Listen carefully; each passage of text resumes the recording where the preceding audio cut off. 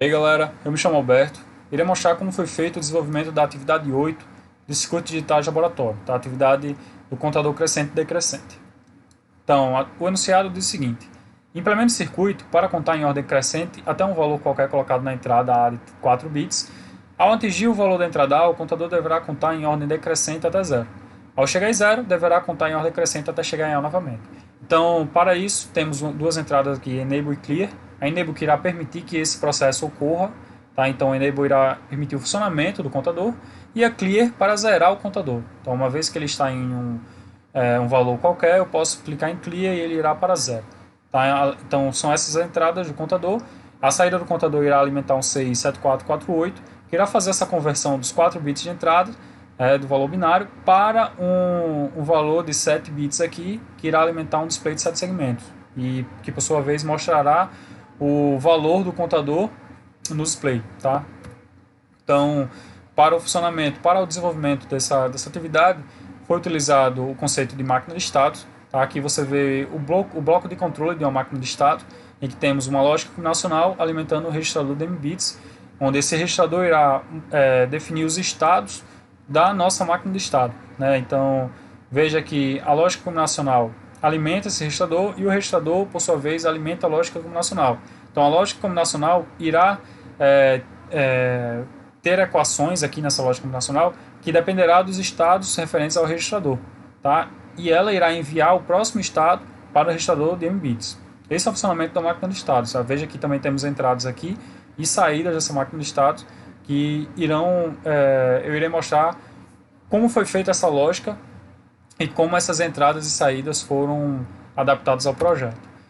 Para isso foi criado um diagrama de estado.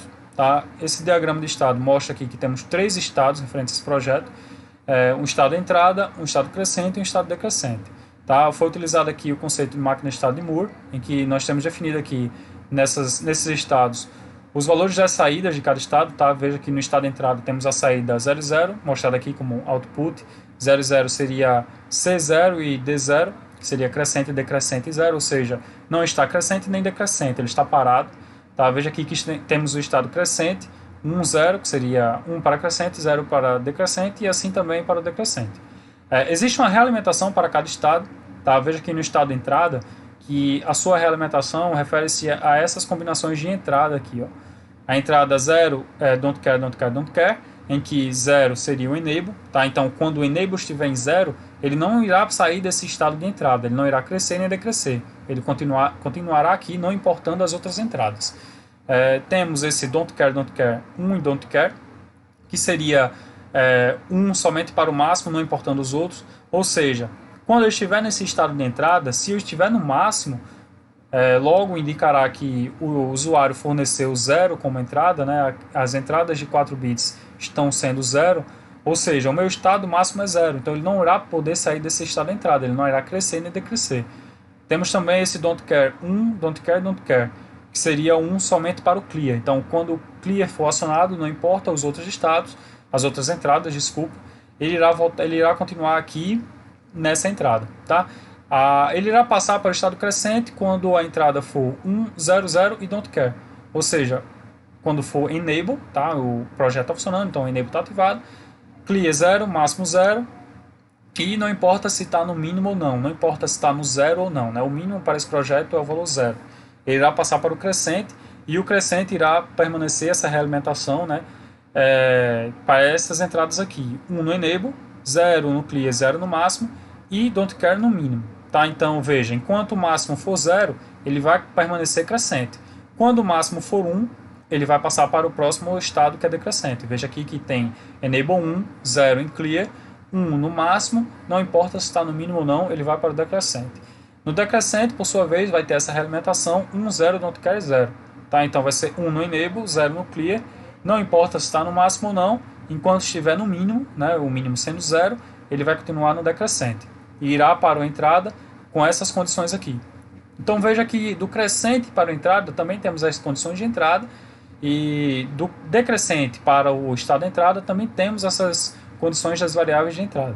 Tá? Então essa é a lógica que é implementada no diagrama de estado. Após montar o diagrama de estados, foi feita a tabela de equações. Tá? Essa tabela e essas equações de saídas aqui, que estão mostradas abaixo, foram feitas seguindo o estado atual do nosso registrador. Tá? Então veja que para o estado entrada, temos esse estado atual 0 e 0 guardado no nosso registrador. Tá? O registrador vai ser composto, eu vou mostrar posteriormente, mas é composto por um circuito lógico com flip-flops. Tá? Então o flip-flop Q1, o valor Q1 ele irá ser 0, o valor Q2 também será 0. Tá? Então temos os valores de entradas aqui e temos os valores das saídas, assim como os estados futuros do nosso registrador. Então veja, temos o estado atual e o estado futuro do nosso registrador referente à entrada e saída do nosso registrador, tá? Do nosso flip-flop. As entradas do nosso flip-flop vão ser referentes aos estados futuros e as saídas ao estado atual. Eu irei mostrar no Proteus como foi implementado isso. Uma vez tendo essas saídas C e D e os estados futuros, basta agora montar as equações de saídas. Tá? Analisando essas tabelas verdades aqui, foram criadas essas equações aqui que irão compor o circuito, essa implementação mostrada aqui, lógica do bloco da lógica combinacional. Tá? Então, essa é a tabela verdade, essas são as equações obtidas através da tabela verdade. E agora vamos para a simulação.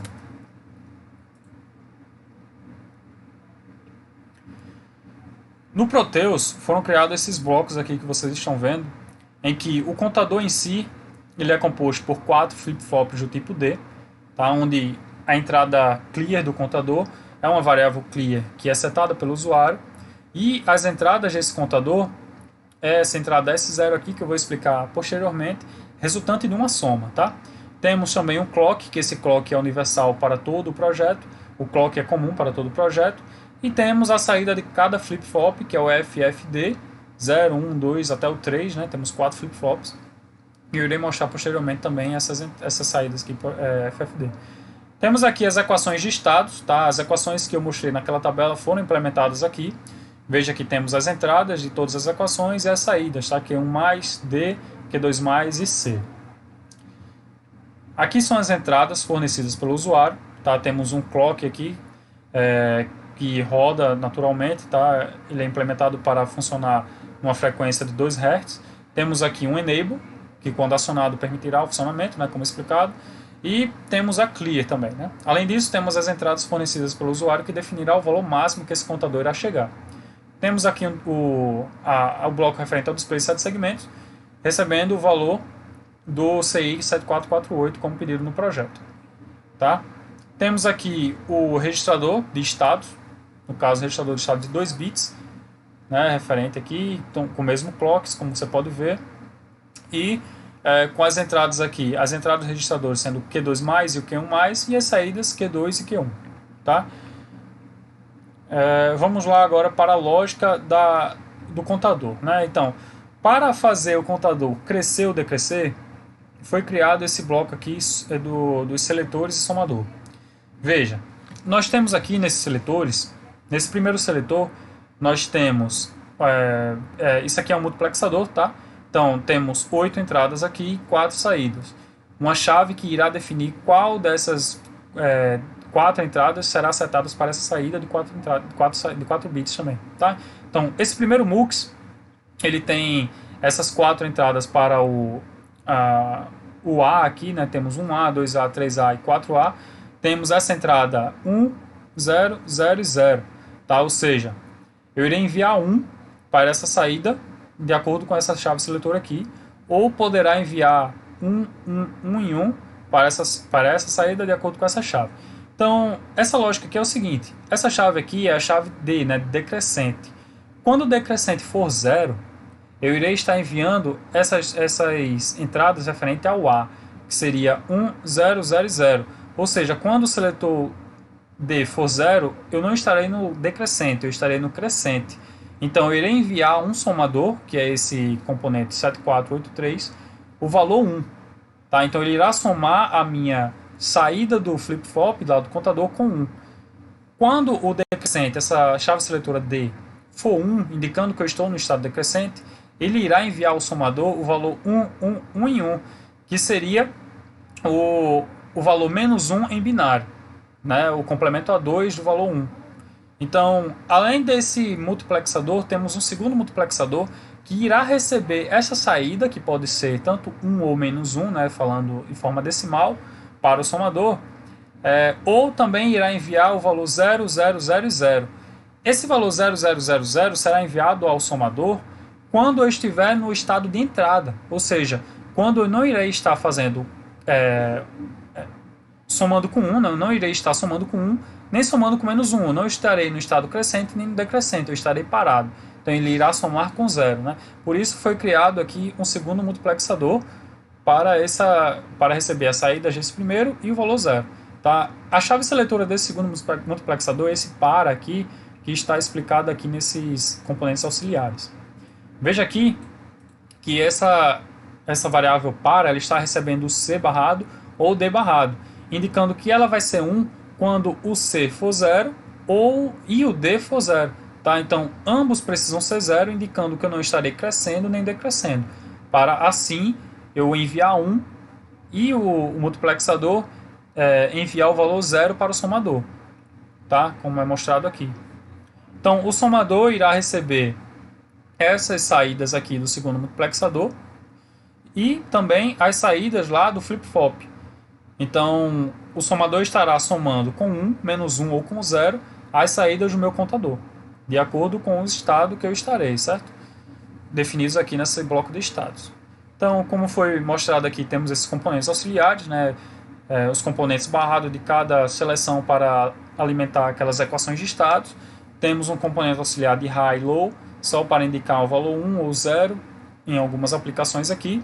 E temos os comparadores. Tá? Esse bloco aqui do comparador irá comparar se o contador está no estado máximo, está com o valor máximo, ou seja, ele irá comparar o estado do contador com o valor definido pelo usuário, que será o valor máximo setado. Tá? Veja aqui que são os estados contador, FFD 0, 1 ao 3, certo? E temos também esses valores A0, A1, A2 e A3, que são as entradas A. Tá? Então, utilizamos esse CI aqui, 7485, que é um CI comparador, para comparar se ele está com o valor, está igual ao valor máximo, né, com essa saída max, e também a saída min, que como foi explicada, é para o valor 0, né, o mínimo do nosso projeto, que o contador pode chegar, é 0, então ele compara as saídas dos flip-flops com as entradas, com os valores 0 aqui, ó, 0, 0, 0, 0, tá? Então, o comparador, ele tem esse funcionamento. Vamos agora simular o circuito. Então, simulando o circuito, o clock já está funcionando. Veja que eu defini aqui, nessa entrada, esse valor aqui que refere-se ao valor 6, certo? Se observarmos aqui em binário, esse valor refere-se ao valor 6 em decimal. Então, se eu modificar aqui e por 0, por exemplo, ele irá continuar no 0 porque o meu máximo é 0. Tá? Se eu pôr o valor 1, ele vai para o 1 e decresce. Se eu pôr o valor 2, ele vai até o 2 e decresce. Tá? Então, veja que o contador está funcionando da forma que foi pedida. E se por algum acaso, vamos botar aqui o valor 4, ele vai até o 4. Se eu quiser clicar no clear, ele zera, não importa onde ele esteja.